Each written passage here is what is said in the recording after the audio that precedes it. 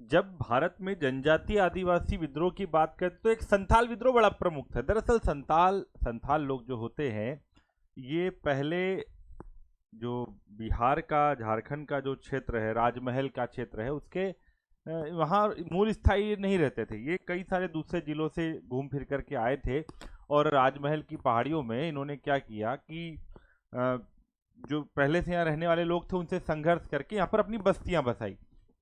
जैसे 1838 का एक आंकड़ा है जिसमें ये बात लिखी है कि वहाँ 40 से घर थे, परिवार थे संथालों के, मगर ये 1851 तक जो है वो संख्या बढ़ गई, लोगों की संख्या, परिवारों की संख्या बढ़ गई और लगभग 80,000 के आसपास यहाँ लोग रहने लगे। अब जब यहाँ भी इन इन एरिया में भी अंग्रेजों का दमन हुआ, जमींदार लोग आ गए, साहूकार आ गए, इनकी जमीनें छीनी जाने लगी, भू राजस्व इन पर बढ़ा दिया गया, तो ये संथाल भी क्या हुए, नाराज हो गए। हालांकि संथाल जाति बहुत ही शांति प्रिय जाति है और मेहनती लोग होते थे, मगर जब धीरे धीरे देखा कि भारत के, उत्तर भारत के सूदखोरों ने और साहूकारों ने यहाँ पर उनके और ये उत्तर, उनको डीकू बोलते थे। डीकू का मतलब क्या होता है बेटा? डीकू का मतलब होता है ये बाहरी लोग हैं। ये बाहरी लोग कौन से बाहरी लोग? जो कि सूदखोर थे, जमींदार थे, अंग्रेज व्यापारी, ये सब बाहरी लोग हैं। तो इनके खिलाफ इनके मन में एक गुस्सा बढ़ने लगा। अब गुस्सा कैसे बढ़ा कि बंगाल और उत्तर भारत के डीकू लोगों से तो ये नाराज थे। इन्होंने अपना एक क्षेत्र बसाया बहुत मेहनत करके, जिसे ये दामन एक कोह कहते थे। क्या कहते हैं? दामन एक कोह कहते हैं। अब दामन एक कोह जो है ना बेटा, इसका मतलब होता है ये एक पहाड़ का आंचल इसे कहते हैं। बहुत सुंदरता से इन्होंने राजमहल की पहाड़ियों को बसाया, खेती करते थे, अच्छी बढ़िया जिंदगी जीते थे। जब ये डीकू लोग आ गए तो इन्होंने देखा कि इनको इतना कर्ज जाल में फंस गए, ऋणग्रस्तता में फंस गए कि ये कुछ भी फसल उगाते उसमें से ज्यादातर पैसा तो या तो कर में चला जाता या कर्ज में चला जाता। कर और कर्ज दोनों में उलझ के रह गए। तब इन लोगों को एहसास हुआ कि यार हमें ना अब अंग्रेजों के खिलाफ रिवॉल्ट करना ही पड़ेगा। 1854-55 के आसपास इन्होंने सोचा कि इन डीकुओं से, हमारे जो क्षेत्र इन्होंने हमसे कब्जा कर लिए हैं, क्योंकि जब आप कर्ज नहीं दे पाते थे तो ये क्षेत्र पे कब्जा कर लेते थे, इनसे वापस लेना है। तो क्या किया जाए? तो संथालों ने खास तौर पे एक बड़ा सा रिवॉल्ट करने की योजना बनाई और 30 जून 1855, ये तारीख जरूर दिमाग में घुसा लेना बेटा, 30 जून 1855, क्योंकि ये आज हम एक दिवस के रूप में भी मनाते हैं। 30 जून की तारीख को कौन से दिवस के रूप में मनाते हैं? सोचो जल्दी से। अब 30 जून 1855 को ये सब लोग इकट्ठा हुए।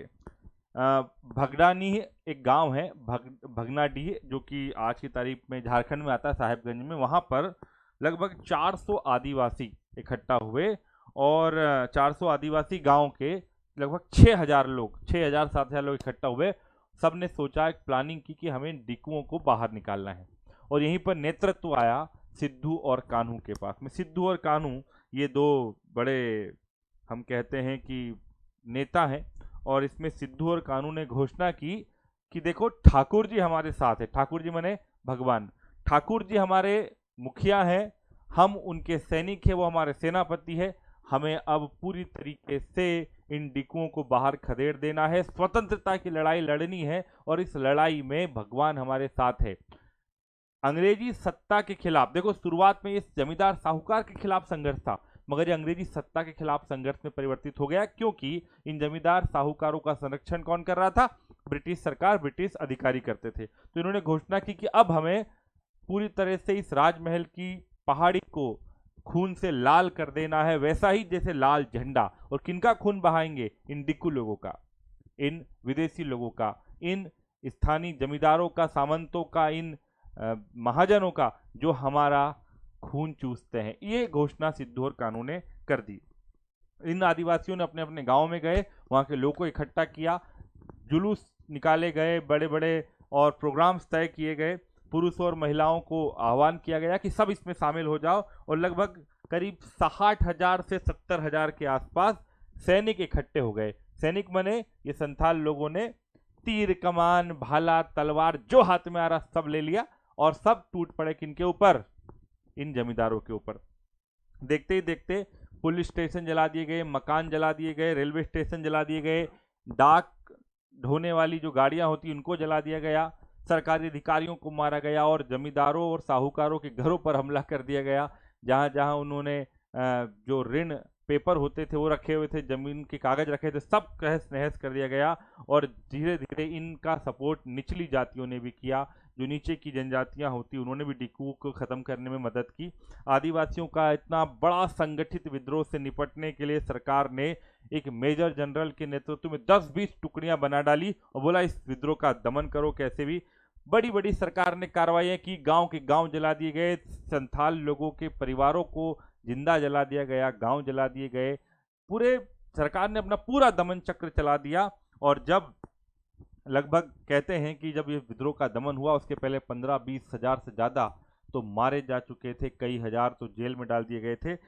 बदकिस्मती से 1855 में सिद्धू और 1856 में कान्हू, इन दोनों को भी फांसी पर लटका दिया गया। और बाद में ब्रिटिश सरकार ने 1855 में हुआ ये कि एक अधिनियम पास करके इस राजमहल के क्षेत्र को एक अलग इकाई घोषित कर दिया।